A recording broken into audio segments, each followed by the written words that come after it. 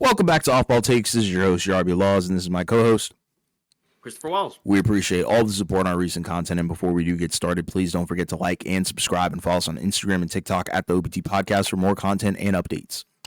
Yes, we are back at it again with more off-season talks and reviews, and this time we're going to take it to the Pacific Division again, start off with the Phoenix Suns. We also will talk about the Charlotte Hornets in the Southeast, but first we'll start with the Suns, and what a difference a couple seasons makes, because the first year that we did this podcast, that was the year that the Suns had traded for Kevin Durant. When we first were doing this, he wasn't on the team yet, right? Because the Suns were at the beginning of that season, a different group of guys, right? They had Mikal Bridges, they had Cam Johnson.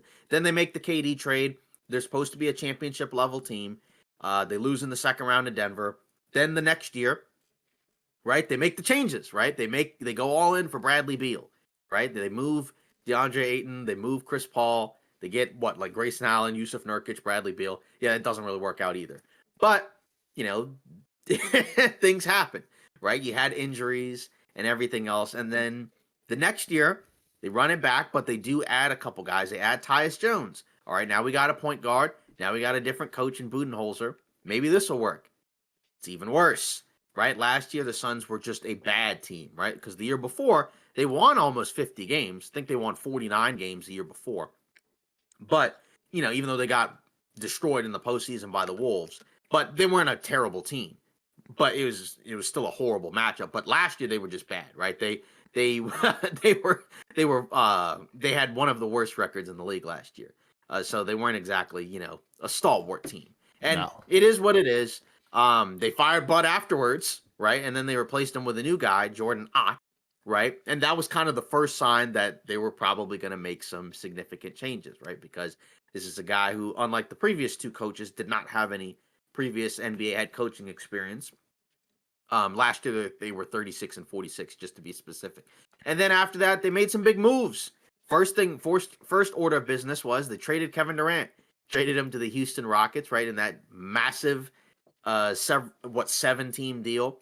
The Suns got some guys back. They got back Jalen Green. They got back Dylan Brooks. And then they also got back the 10th pick of the draft, who turned into Kaman Maluach, right? So, again, is it the greatest return in the world for Kevin Durant? No, not really. But it is 37-year-old Kevin Durant. You weren't probably going to get back a whole lot anyways. Clearly, he wanted to leave and go elsewhere, which is, again, the team wasn't very good, so wasn't really much of a point in staying there. But, I guess it's nice that you did get a defensive guy in Dylan Brooks, a young guy in Jalen Green who's got some upside. And then Maluach, I guess he's a project, right? He's a center. He's got some good intangibles, physical things about him, but we don't really know what he's going to be. We did see him in the Summer League. We only saw one game with him when they played against the Washington Wizards, and the Suns beat the Washington Wizards, I think, pretty badly. But he had a couple of stretches where you could see his size, you could see his length, you could see the impact he could make on both ends of the floor. Even offensively, right, he was also taking some jumpers, and, it didn't look terrible. Like, it looked okay. But then you also saw some other stretches where you could see he was a work in progress, right? He had a stretch, I think, where, he got his shot blocked by a guard, and then in transition, right, he wasn't able to get the stop, got kind of out-physicaled, out-muscled, because he's not like an overly huge guy. He is tall, but still, he's only 18, so he's got a lot of growing to do. So he could be really good, but I wouldn't expect a ton from him his rookie season. I think that may be a little bit too much to ask for now, especially given the fact that the Suns made other moves as well at the 5 spot. They brought in Mark Williams from Charlotte, right? They didn't really give up anything, honestly, to get him, right?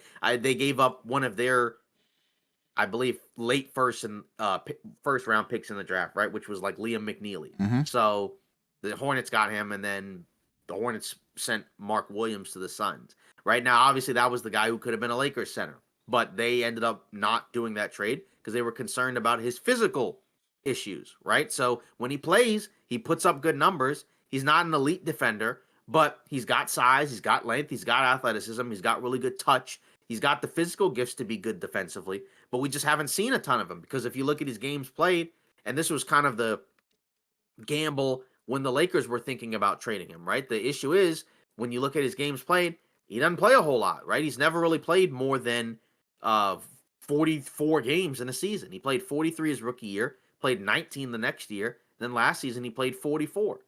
So that's a guy that is probably just not very reliable health wise. So that's kind of a major issue there, in my opinion. But if he's healthy, he can be a productive big for the Suns, just because that's a guy that, again, on a team that you're not expecting to win a ton of games, can put up some big numbers. Now you're kind of wondering, okay, now they got three centers because they have those two guys, and they still have Nick Richards, who they traded for last trade deadline, and he was initially the starting center.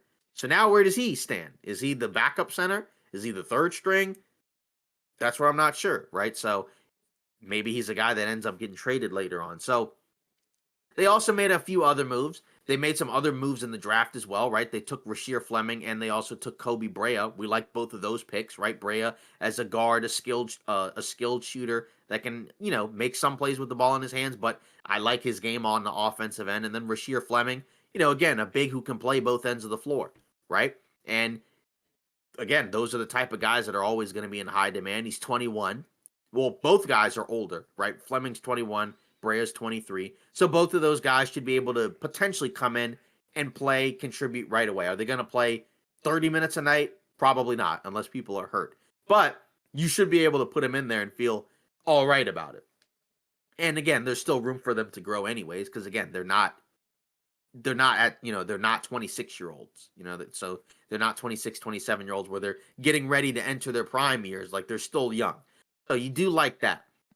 But for the actual main players that came back in the trade, Jalen Green and Dillon Brooks, right? As we mentioned, Green came over from Houston. He was a 20-point per game scorer in Houston, but we know what happened, right? As I said many times, the moment that he signed that new deal, he was not going to stay in Houston much longer, right? And it really wasn't much longer. It was basically a season? Yep. So, again, you look at his regular season numbers, 21, 4, and 3. But, again, the problem with him for his career has been he's just not been that efficient of an offensive player, right? Basically, career 42% from the field guy. 3-point percentage-wise, 34 for his career. He did shoot 35% from 3 last year, so that's a career high on 8 attempts a game. But, again, the problem is that he's still an unreliable guy, because we saw in that Rockets series, like we saw you had the one game where he had 30-40 points or whatever, but then you also saw in the other games he just was invisible. There were a lot of times where you didn't even know he was out there. Defensively, he's got length, he's got athleticism, he's kind of a skinny guy, right? So he's not an overly physical player, but he's got the tools to be a decent defender, and I think he did improve on that end in Houston, right, by the end of it. So I do think that there is a pathway for him to be better, but I think both you and I felt like, what was it, 2 seasons ago, when he had that stretch towards the end of the regular season for Houston, where he was playing at a really high level, and we were kind of like, we were trying to figure out whether or not, was that really him, or was that more so just kind of a stretch? And I think we both felt like more like a stretch. I don't think he's going to be that good going into next season. Not that we thought he's a bad player, but I think we were a little bit lower on what his ceiling as a player was probably going to be. And clearly Houston was as well. So again, for a team like Phoenix, that's okay, because they're not really looking to contend right now. But for a team like Houston, it just wasn't going to work out. And then Dillon Brooks, right? He's been around for a little while. 3-and-D guy. Can be very feisty, can be very annoying at times. We've seen that over the course of his career, but he is a guy that he did help the Houston Rockets win games and become a more serious team. So I think he can help Phoenix on that end, because they've been pretty porous defensively. They've been kind of a soft team for a little while now, and so you'd like to kind of turn that around. I don't feel like it's going to turn around too much next season. Like maybe they'll be better defensively, but just as a team, they're not going to be that great. But either way, he's also a movable contract. He's got 2 years left, including this year, and it goes down, right? $21 million this upcoming season, $19 million the next season. So relatively movable contract for a guy who's 30 years old, who can certainly still help a decent team, especially, again, if you don't have a 3-and-D guy. They have other contracts as well. The Grayson Allen and Royce O'Neal contracts look kind of funky now, especially the Grayson Allen one. 16 million, then 18 million, then a player option for 19 million. They were trying to trade him in a deal for Kuminga, but that didn't really work out because I don't think Golden State really wants him all that much. But looking at some of their other signings, Nigel Hayes Davis coming from overseas. I don't know much about him. Again, he's a guy that's kind of blossomed into a star overseas. What is he going to look like once he comes back into the NBA? I mean, Gorshan Yabusele is a good case of he came back even better than what he looked like when he was initially in the league, right? Because for Yabusele, he couldn't really shoot that well, wasn't really that strong, or, well, not strong, wasn't that much of a presence defensively, but he's become more well-rounded in his game now, and now this is the best he's looked. So I think that's what you're hoping to see from a guy like that, where, again, it's going to be a different role than it was overseas because he's not going to be a star, but you're hoping that he can come in and be an impact guy right away. And then, of course, looking around at the rest of the acquisitions, they grabbed Jordan Goodwin from the Lakers, right? The Lakers weren't able to find a way to make a deal without having to move him, so then they had to cut him in order to make room to sign Marcus Smart, and then they brought Goodwin in, right? You saw him on the Wizards. He was on the Suns before.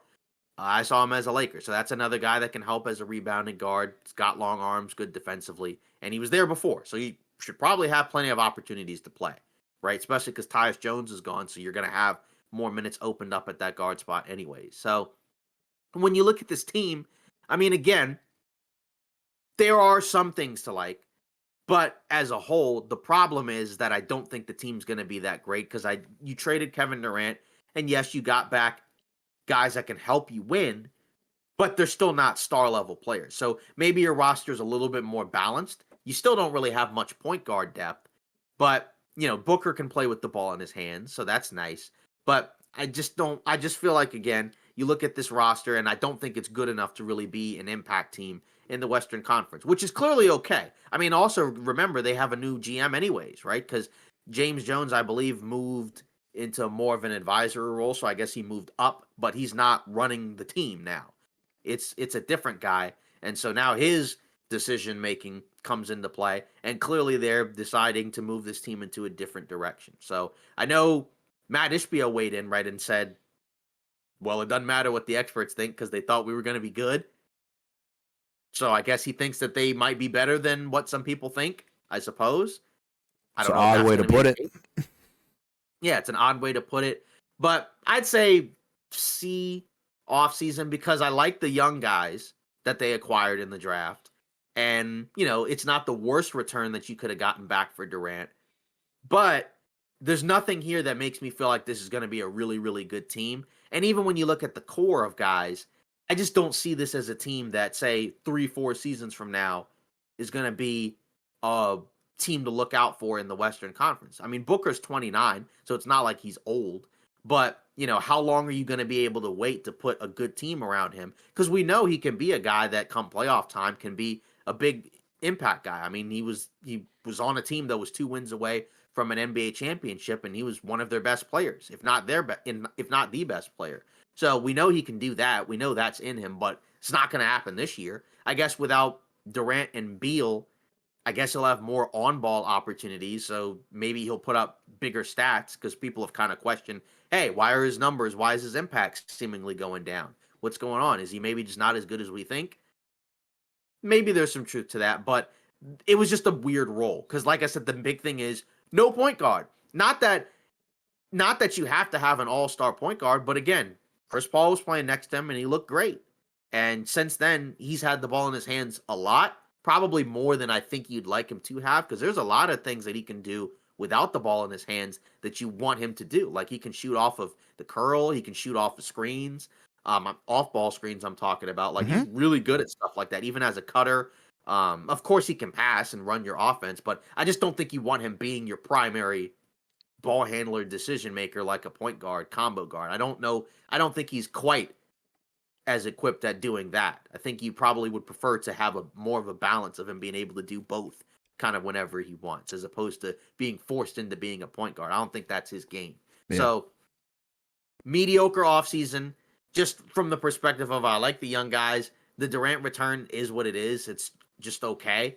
But there's nothing there where I'm like, yeah, 3 years from now, this is going to make the Suns feel really good about trading Kevin Durant. I mean, they had to at this point, but none of these guys I feel like are going to be A-plus pieces of a championship team a few years from now. Maybe Malawach, but I think he's a little ways away from that.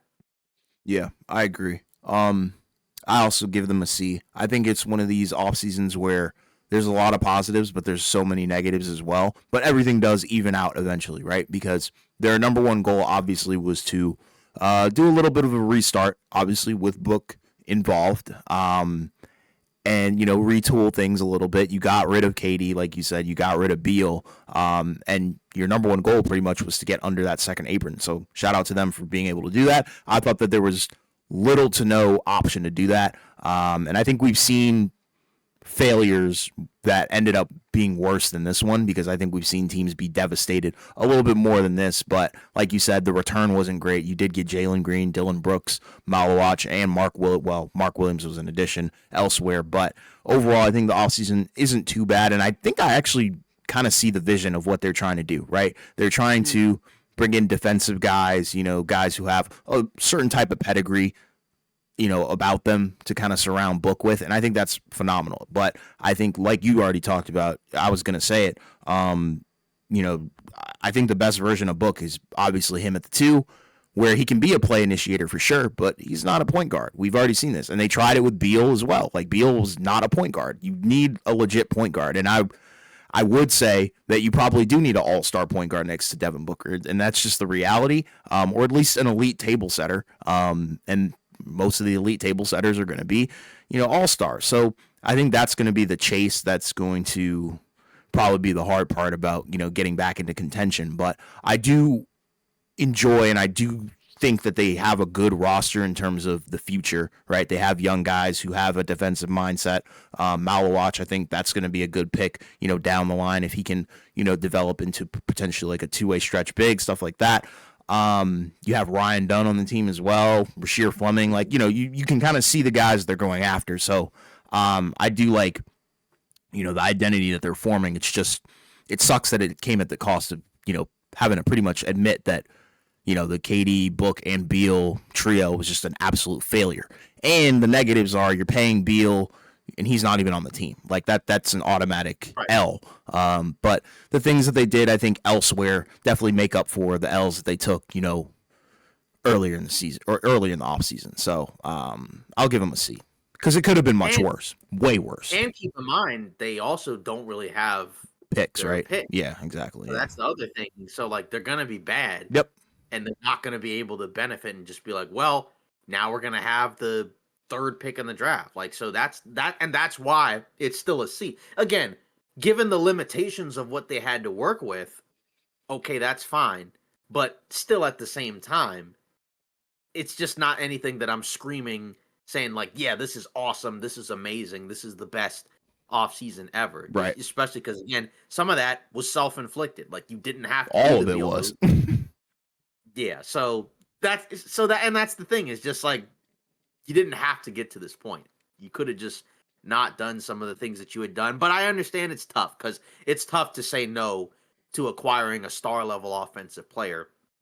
And I don't think anybody assumed that it would be this much of a failure, right? Because it's one thing if you were kind of in the sphere of, okay, like, they'll be good, but I don't think it's like championship. That's a different line of thinking than coming out and saying this is gonna suck, this is not gonna work out, this is gonna fail, and it's gonna, just be, they're gonna fall flat on their face. Yeah. That's a different type of take that I don't think you saw most people have. Because even like you and I say last year, we still thought the Suns would be a good regular season team. Neither of us were picking them to come out of the West, but we thought this should be a good team in the regular season, and in the playoffs should at least be somewhat of a threat, somewhat of a potential team that could advance past the first round, right? But obviously they couldn't even get a winning record, and it was beyond injuries. I know they had injuries to some guys, but just as a whole, aside from the first part of the season, they just were not good enough, which was just kind of wild. So just didn't really expect that.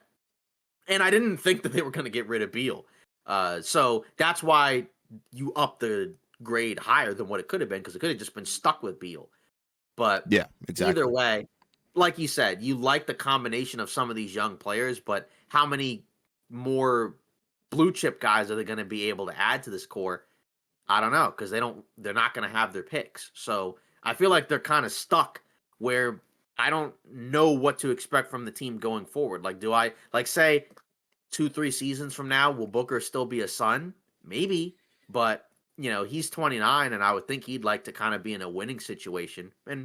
But because he was in one before, and we know he can be a part of a winning situation. So not really his fault too much. I mean, he would be part of the team failing last year, but he wouldn't be the top of the blame pie. You know what I mean? I So agree. Yeah. that's kind of how you have to look at it. So, and it's wild because again, when we first did the podcast, he was in the discussion of top 10 players, right? Like, I mean, I know there were some people who had some other guys over him. Like, I know at that time, right, like some people had SGA as a top 10 guy, but Booker at that point had been more proven. But now I don't think very many people now have him in the top 10 at all. Most people probably have him like outside of it, maybe like, second, third team all NBA Yeah. or something like that. But like, I don't think too many people now have him in the top 10 because there's other guys that have now come up that most people feel like have kind of passed him by. Yeah. But he's still really good. So I'd Very like to good. see him. Underrated, in my opinion. Yeah. So I'd like to see him on a good team because, like I said, I know he can be part of a winning team. He went to the finals. We've seen it before. Yeah. It's not going to be this year. And I don't know if it will be with Phoenix because I just don't think they have the means to really be able to significantly upgrade the roster. Unless you're just banking on some of these guys being better, or maybe, who knows, in the next summer they could flip some of these guys. Like Royce O'Neal will have 2 years left on his deal, or Grayson Allen will have a 1+1 left on his deal, or Dylan Brooks will be an expiring, or Jalen Green. So maybe they can do that, but just as a whole, I'm just not that high on this team. And I think that's okay. It's just, it would have been nice if they didn't give away all those picks and then screw it up. And now they have to pivot, but they can't even reap the benefits of it. They're like where Brooklyn was, where Brooklyn didn't have their picks. And so they were just going to stink and not even enjoy being bad. But now Brooklyn can enjoy being bad, but Phoenix really can't. I mean, I guess their fans might like what the future could promise. I just don't think the future is that crazy. Like, I don't think that it's going to get to what it was a few years ago. Because, again, 4 years ago, they were in the finals. That's almost half a decade ago. But they had Devin Booker, Chris Paul, Mikal Bridges, DeAndre Ayton. They had a really good team. Yeah, it's crazy. It's wild. It's completely gone. Completely gone. And this is what we're left with. Yeah. Now, if we're looking at their over-under is at 31.5. So that's a tough one because, I feel like they could win a little more than that, but at the same time, I still don't think they'll be good. So that's the problem. Yeah, I'm gonna go a slight over. Over. Yeah, give me the over. Just because I think you do have Book. I could see, probably I could see Book and Jalen Green actually working out. Not being, an elite duo by any means, but enough to be more than, a 31 win team, right? Okay, best backcourt in the league? Absolutely not. I mean, maybe okay, I'm not going to say like I think there could be nights where they look like that, but not on a consistent basis. I'll leave it at that. Yeah, because the problem is they're not going to be good, but I don't think they're going to be worse than some of the worst teams in the league. Like I don't think they'll be a bottom 10 team, but I don't think they'll be a bottom 5 team. Right. So if they're going to be in the upper half of the bottom 10, then that probably is somewhere around like, 30, 35 games. So I'd probably say over as well, but like you said, slight over. But, of course, if one of their key guys gets hurt, then it's going to be really tough. Over. But you could say that about a lot. Yeah. About a lot of teams. Yeah. But either way, the Phoenix roster is what it is. A lot of mistakes, kind of just a classic story of just, sometimes you got to be careful. Because they're slowly making up for it, though. I'll give it to them. Yeah, so, yeah, exactly. It's a better position than I would have thought if they had just traded Durant. But, it's still not the best position to be in. But it's not the worst case scenario. Because I think that there are other teams that are just in a different spot. Because we recently talked about some of them. So yeah. So now we're moving on. Let us know your thoughts in the comments about the Phoenix Suns and their offseason. So we're going to look ahead to the Charlotte Hornets. Now, this is a team that has tricked us for many, many years at this point because every year we feel all right about this team. And we're like, you know what? Maybe there's enough there where they could be a decent team. They could be a team that could be in the play-in. Who knows? Make some noise. Be an 8th seed, right? Something like that. But instead, that's not been the case. We've been teased over and over again. And usually they're one of the worst teams in the league. Last year, I think we did under. So we weren't fooled last year because we were like, guys are going to get hurt. They're going to have stretches where they're just not going to be able to win, and they're going to stink. And that's exactly what happened. This time around, you look at what they did this summer. They actually did a lot. They acquired Colin Sexton in a trade where they sent away Yusuf Nurkic and got Colin Sexton and a couple seconds. Don't really know how they were able to pull that off, but they did. They also, in addition to that, they were able to re-sign Trey Mann, $8 million a year. And before he hurt his back, he was playing pretty well for them, just as a guy who can come off the bench and score with the ball in his hands. Just, like a classic backup scoring guard. Sometimes could start depending on the night. They also brought in Mason Plumlee and Spencer Dinwiddie in free agency. So kind of a couple of throwback names. But if you look at where they did most of their work, it's in the draft, right? They took Con Kneppel, they took Liam McNeely, and they also took Ryan Kalkbrenner, right, who's a center. So mostly guys who are floor spacers, right? 3-point shooters, right? Especially Kneppel and McNeely. That's kind of what those guys do. That's in their wheelhouse, right? Kneppel can do some other things as well offensively, right? He can play somewhat with the ball in his hands, right? Act as an additional closeout guy. So he's not just a generic spot up catch and shoot guy. He can do more than that, right? He's a little bit more of a balanced offensive player. And then McNeely, again, also is a bigger guy, right? He's 6'8" or so, 6'7", 6'8". So he's got some really good shooting there too. Kalkbrenner's supposed to be kind of a two-way stretch big. So there's some good things to like about the guys that they picked, right? Because again, it's always good to have additional 3-point shooting, floor spacing, and size. Again, what are they going to look like next to all these other guys? That's the real question because we've barely seen Charlotte with all their guys intact because they've been hurt so much. They have a lot of players where if you look at their roster and look at the names, you're like, okay, these guys are good players. Like LaMelo Ball is a really good player. Brandon Miller, really good player. Miles Bridges, off the court, no comment, but, as a basketball player, good player, solid player. So there's a lot to like here in terms of the offensive talent.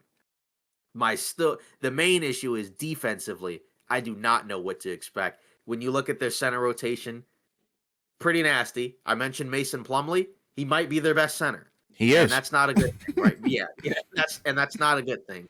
He's 35. He's not a starting caliber center anymore. So you don't really want that. Phoenix tried that and it didn't work. So I don't really know what to say about that. But again, they traded away Mark Williams and they traded away Nick Richards. So they gave all their centers to Phoenix for whatever reason. And then I guess they're like, we'll take back Mason Plumlee in return. So that's okay. But they do have a lot of talented players on the offensive end. Because, again, I didn't even mention Colin Sexton. I mean, I did talk about him in terms of the trade. But just as another guard, there's a lot of guards on this team.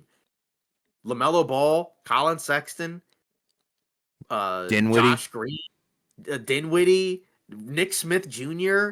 I mean, that's a lot of Trey Mann. That's a lot of perimeter talent. KJ Simpson. Simpson, probably too much perimeter talent, if you ask me. But wow, there's a reason. Yeah, there is a reason for that for sure. Because you don't know if your main perimeter guy is going to play enough game. Unfortunately, we have to say it. Right. So that's the issue there. It's just tough because you do need your best player to be available if you're going to win a lot of games. Yeah. But they also have a year 2 of Salon, right, who we saw in the Summer League.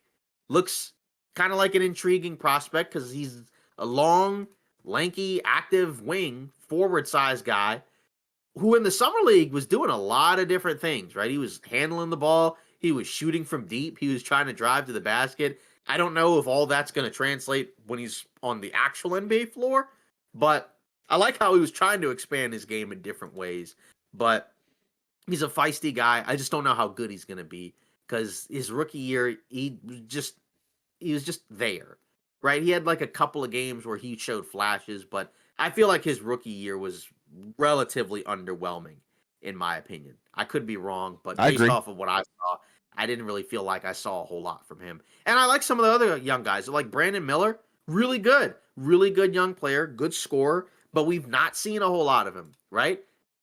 Of course, everyone remembers the Scoot versus Brandon Miller debates. Right now, it feels like Brandon Miller's winning that. But then you look at his game, he's played 74 games his rookie year, only played 27 games last year. So hopefully there's a happy medium where he plays enough games. He averaged 21 a game last year.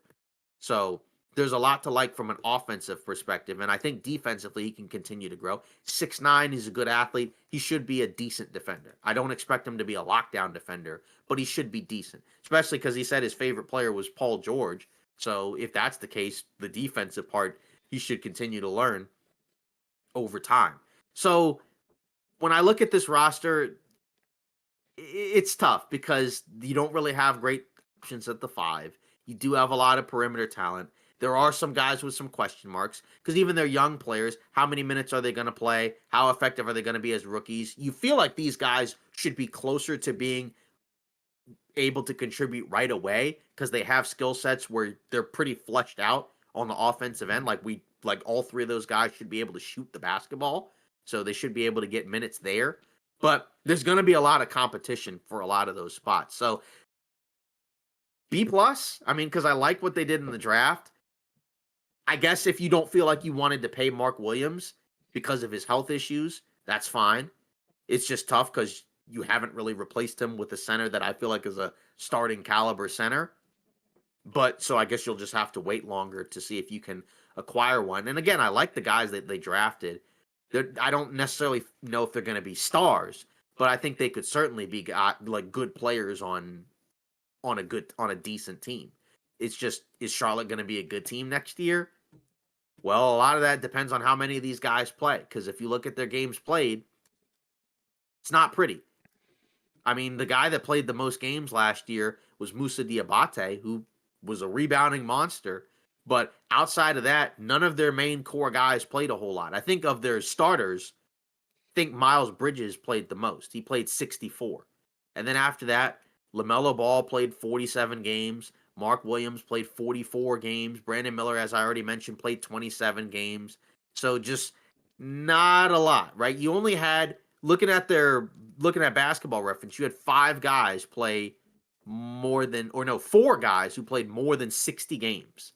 So that's not very good. Yeah. So I think the hope is that, can we get 6 guys? Can we get 7 guys to play 60 plus games? Is that possible? Is it feasible? Because if it is, in the Eastern Conference, they could be better, right? I don't think they would be 5, 6, 7, 8, but the best case scenario I could see being the lower tier of the play-in. But that's if a lot of things go right.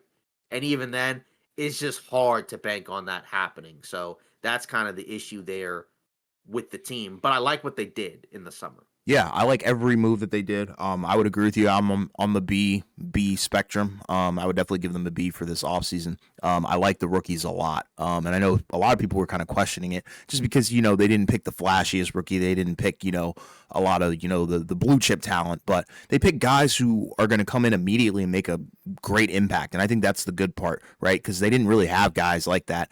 They kind of went offensively in previous drafts, right? So, going Con Knippel and Liam McNeely is great. I think those are 2 awesome picks that out of the gate, I think will fit well alongside LaMelo Ball and Brandon Miller, because I think people forget that Brandon Miller is most likely going to be a cornerstone of this franchise for the majority of his tenure. So I like that pairing, and I also obviously like the young core as well. You already talked about it. The guard depth is insane. Like, they are preparing for doomsday over there in terms of LaMelo Ball's health, which I am curious what that looks like, because everything is contingent on his health. And I think if they don't make the play in this year, it's time to have some conversations in terms of, what are we doing here? Because this is getting to the point where it's just going to be year after year where you get devastated by injury, and you just can't really do anything. And they're not getting, like crazy high draft picks. So I am curious, what the future is going to look like in that regard. But offseason wise, I like what they did. You're buffering yourself, you're preparing yourself for potentially the inevitable of injuries while also, getting some good young talent. The only drawback is definitely going to be, okay, we don't have a proven center at all. So I am curious who's going to be in that starting role. But I think I'm excited to watch this team play because when fully healthy, they're going to be a fun young team to watch. And in an Eastern Conference like this, that's why I'm saying they need to make the play-in at least, right? Like that's just how I feel because you have a LaMelo Ball. It's not like you don't have your franchise guy or your potential franchise guy. You have Melo and you have Brandon Miller, who I think I'm super high on in terms of my expectations. I expect a lot from him in this year. And I just expect a lot from the team when fully healthy. It's just a matter of, are they really going to be fully healthy? And that's where I think people have to draw back a little bit. So, including myself. So, I am curious what they look like. But off-season wise, I love everything. Yeah, LaMelo Ball. Veteran experience, too. Sorry. That's the other thing I wanted to add. They added the veteran experience, although it is at the guard position. That's something that they've been lacking in previous years.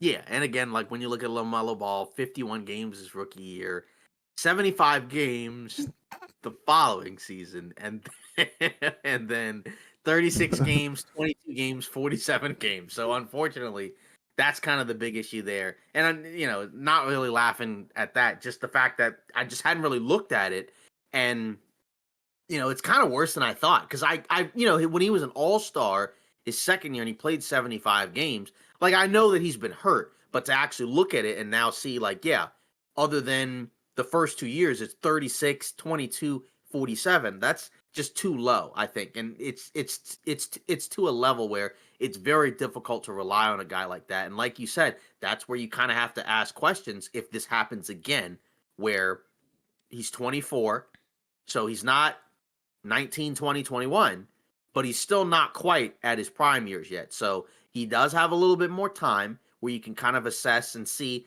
is there a pathway for him to get healthy, right? Because you look at his contract, 37 million, then 40 million, then 43 million, then 46 million in 28, 2029. So it's a lot of money over the next several years. And that's where we're going to see whether or not he's going to be able to stay healthy enough to be a franchise guy. Because if you look at his numbers, the efficiency stinks.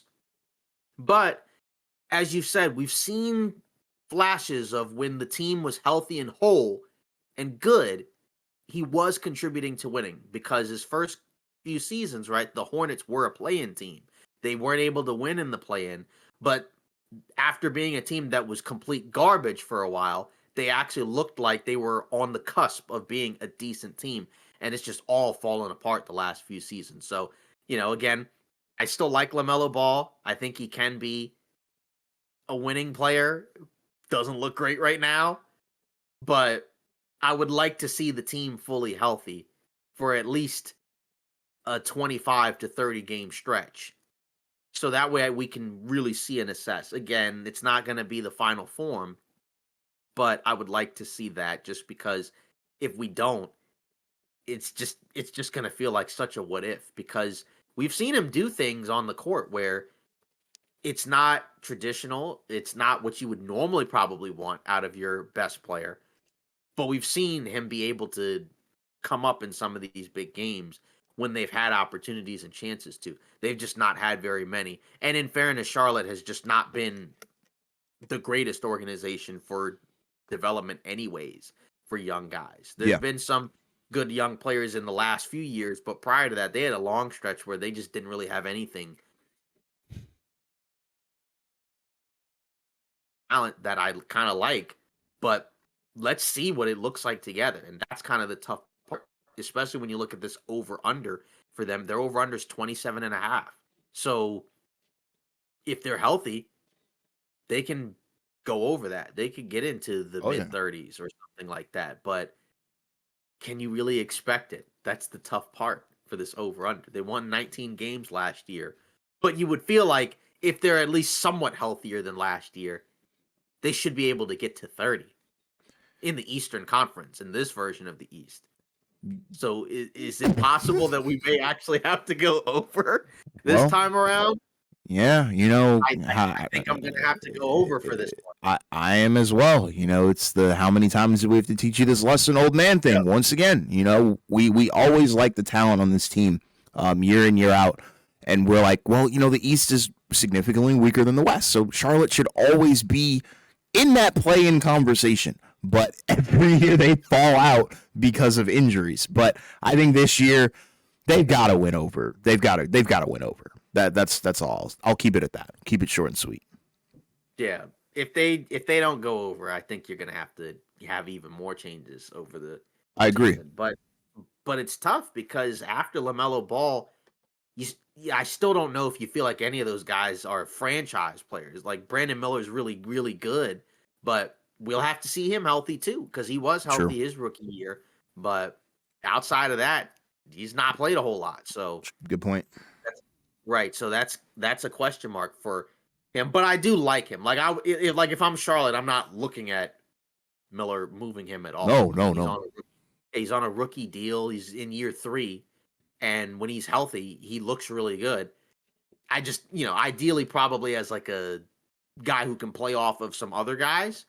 Yeah. But, a lot of teams could use a guy like that. And he still averaged 21 a game. So I think that there were real signs of improvement. The percentages don't look as amazing, but that team was a mess last year with all the guys in and out of the lineup, including him. So I think if he's in a good environment, I think that's another guy where he's going to look even better than he even is as well.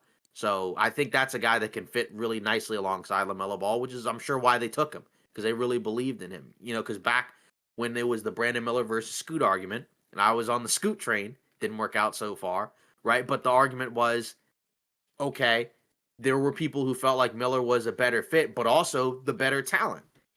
Because of his size, because of his length, because of his scoring and shooting ability. Yes, sir. You were one of those folks. Yes, sir. So far, looks good. He just needs to be on the court more than 27 games next season. But I'm hopeful that that's going to happen. So that's kind of what I'm weighing here is they're still going to be hurt, but I don't think they'll be quite as banged up. And in fairness, like you said, they do have other guards to make up for LaMelo's absence. Again, they're not LaMelo, but nowhere near it. Yeah, but I think they're better than not having him. Like Colin Sexton, what do you do with him? Because he was starting in Utah, but if you look at this roster, he might have to come off the bench. Yeah, he will. So what's your starting 5 for Charlotte? Melo at the 1. Probably Con. Probably, because LaMelo, Bridges, and Miller, I think, are locked. Yeah, I'd probably start Con. And then at the 5, that's the question where it's like, holy crap. Because that could either be the Kalkbrenner guy, Plumlee, which it'll probably be Plumlee, because it could be Moussa Diabate, because he's more of a 3-4, but if they go Diabate, I wouldn't be mad at it because he's pretty good on the rebound, so why not? Yeah, that's a tough one. But those main 3 are locks for sure. It's just who are the other 2? Yeah, I'd start Con. They might. They have to. Again, it's the 4th pick? If the 4th pick doesn't start on this team, that's a problem. That would be a red flag to me. In fairness, LaMelo Ball initially came off the bench. Okay, yeah, that was a little bit of a different story, though, right? Right. But yeah, so that's a good pick. I hadn't really thought about that, but yeah, just in terms of fit, I don't really see an issue with it. I guess the main question is, can you count on him to defend some of the other perimeter guys? Maybe. It depends. It depends on the night. I guess if you look at their other guards, which one really can you really ask to defend the other perimeter None guys? of them. Right, exactly. So the only one might be Josh Green. Yeah, I say throw Con to the fire. He's ready. I'm serious. But I'm saying that's why you draft a guy like that, because I don't think he's not looked at as a project guy. He's looked at as a guy that's good enough to be able to contribute right away. So, and I know me being a Wizards fan, I kind of know a little bit of the Charlotte lore right now because if you didn't know, the Wizards and Charlotte are beefing. So I understand, and I know a little bit about how Charlotte feels about their guys, and a lot of people think Collins the best shooter in this draft. So we'll see, how that pans out. But fit-wise, that guy should be starting no matter what. Yeah, and it's going to be kind of important for them to have as much shooting as they can, because I don't think this is going to be that great of a defensive team. I agree. So, you might as well kind of just go all in on the offensive guys, and especially go with most of the young guys. So Salon, year 2, where does he fit into all this? Because there's still a few guys on this roster, like say Miles Bridges has been here forever, right? And again, he's a good player, so it's not like he's the guy that's going to come off the bench. It's just, I mean, can you get to a point where you feel like Salon could be a starter this year? No. Okay. Are you just not high on him at all? I liked his aggressiveness in summer league, but I need to see it in the NBA, like real NBA minutes. Because last year, last year I didn't understand. I didn't like the pick. It was a gamble. It hasn't really panned out. It's only year 2. Right. So that's more of a wait and see. But I don't foresee him being good enough to start. No. Yeah, my guess is that they just wanted a guy who's a long, athletic, maybe more defensive-minded guy, because they have so many offensive-oriented players. He doesn't even strike me as a defender, though, which is the funny part. Yeah, I know. It's just like, I think that's what they were going for. I think the hope is that he can turn into that. So let's say like a Grant Williams is kind of a stout three-point shooting guy that can defend multiple positions, right? But Salon's got more athleticism, more size, more length, so that's kind of maybe a type of player that you're hoping for. Yeah, just maybe. Like a better athletic, a more athletic version of a guy like that. Yeah, maybe. I'm just not. I'm not high on him. I'm not. Right. Yeah, and I wasn't high on him in the draft. No. Anyway, because he was another guy that his stock rose and really quickly. Right, kind of like a Koulibaly for the Wizards. Literally, right? same story. His stock rose really quickly, but I think he was a little bit more underwhelming. Yeah. Than Koulibaly was as a rookie. So we'll see what it looks like in year 2. Is there a young guy for them that you're highest on, like say outside of Brandon Miller? Say between this year's draft and last year's draft. Probably Khan. Mm-hmm. I mean, just from what I saw at Duke, right? Like, I think that's the safe pick. I think that's the safe pick. I would have to go with either Khan or I'd even go with Liam McNeely. He seems like he could be potentially a little versatile. I don't know, what kind of position he's going to play. Like, is he going to play the 2? Is he going to play the 3? I don't know. But I mean, he has winning pedigree stuff. UConn guy. So it's got to be one of the 2 from this draft. Right. Yeah, I would agree. I would agree with that one. I'd say Kneppel. Yeah. Seems like he could. I mean, if Salon puts it all together, maybe he could be better down the line. Sure, but he's pretty raw. Very. Now. So maybe he has the most upside, but right now his floor is pretty low. I think in terms of what he does like a bad version of him is when he's out there. But he's always very active and aggressive. So that's at least a decent starting point. Yeah, for sure. But we'll see. So again, let us know your thoughts about the Charlotte Hornets in the comments. We both picked over. We're back in. We're back in. Not saying that this team is going to be really good, but I think they should be better than last year. A successful season has to at least be with them being in the play-in, and they're in a different spot than some of these other teams because they are quote unquote rebuilding, but they have acquired more young talent than some of these other teams. So they should be in the phase of, not where Detroit is now, right? But they should be in the phase of, let's try to see if we can get into the play-in. Maybe we could even sneak into the playoffs if we get lucky. Probably not going to happen. Right. But I think if they can get into the play-in, that's a successful season to me for the Charlotte Hornets. If I they agree. Can get there. Yeah. Yep. I agree. Yeah. Did we mention what a successful season would be for Phoenix? No, but I think it would be the same thing. Yeah, I guess now the question is, which is more likely? Charlotte. Maybe Charlotte, just because of the Eastern Conference. Yeah, not necessarily that they're going to be.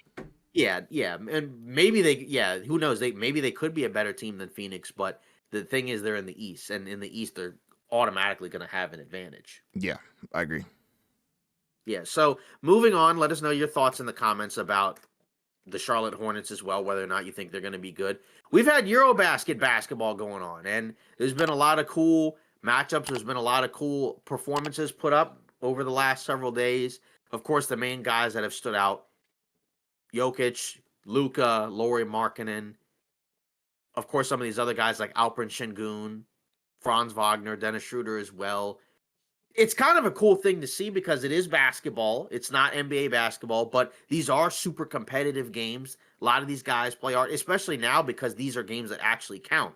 So these are important games that these guys have to play in because if they don't win these games, right, if they lose too many games, then they're out of the tournament, right? Then they kind of just go home, and it's a failure. But it's also a nice kind of tune-up for a lot of these other guys, especially some of the guys that are on teams trying to contend. Like, say, for Luka, this is a great opportunity for him, right? Because everybody's talked about how he's needed to get in better shape, and he's in better shape. He's been playing very well for the Slovenia national team. Say, like Jokic, he's trying to come back and win a championship again. So he's out there for Serbia playing very well. Şengün, right, trying to show that he can be another centerpiece for that Houston Rockets team. He's played great. So there's a lot of cool performances. Has there been anything that stuck out to you? Also, Giannis, of course, have to mention him as well, right? Playing for the Greek national team, getting ready to potentially have a backpack season for the Bucks next year. Yeah, Luka's just been doing his thing. It's really amazing, and like you said, it's really awesome that it's free conditioning pretty much for him for the regular season. So he already looks like he's in regular season form. So that's pretty dope, and it's like what a great, I guess, ramp up to the regular season for a lot of these guys.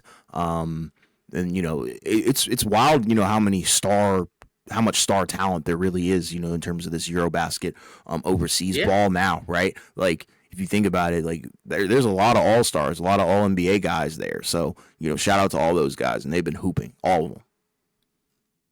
100%. So that and again, like I said, I think that's going to be a great opportunity for all these guys, including the guys, like I said, who are already age-wise entering or are in their prime, right? Like Giannis, is continuing to get better and add on to his game even at this point. Jokic and Luka, right? I mean, Jokic is around the same age as Giannis, so of course he's continuing to get better. Luka looks like he's locked in and ready for next year. I mentioned some of the other young guys as well. Has there been any other guys that have stood out to you, even maybe some that I haven't mentioned? Franz. I would say Franz Wagner. He looks pretty solid. What do you think of his shot? I mean, it's going. It's going in. Like, what is it? He's shooting like 37 from the three. It's not bad. So it's getting there. Will it translate to the regular season and postseason in the NBA? I don't know. We need to see. Who else? Avdia. He looks interesting. Kind of picking up from last year, I guess. Like you talked about Şengün already.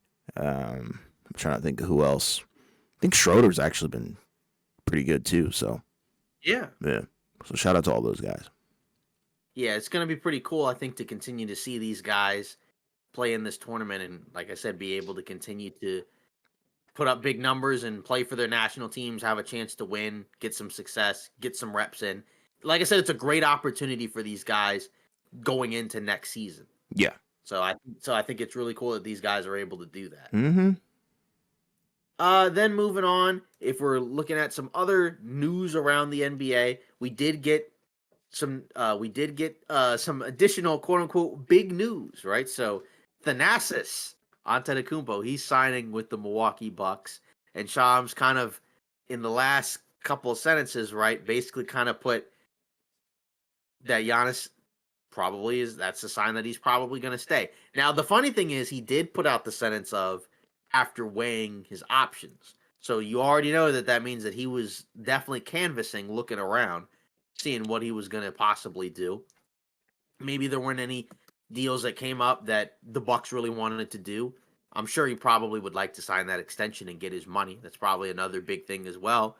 But it seems like, right, that our initial thoughts right after the Bucks lost to the Pacers about him probably being gone, seems like that's not going to come to fruition, at the very least for now.